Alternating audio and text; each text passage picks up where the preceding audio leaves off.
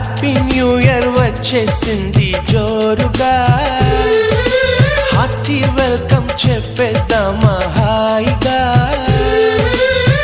కొత్త కొత్త ఊహల్లో తెలిపోటియా, మనసులోని ఆశల్ని పంచుకో బ్రదర్. గుండెలోని భావాలు గుప్పుమన్న ఈ వేళ, కదిలల్లే కాలపు కన్నెకి టాటా చెప్పుదామా. జనవరితో అడుగులు వేస్తూ ముందుకి పోదామా.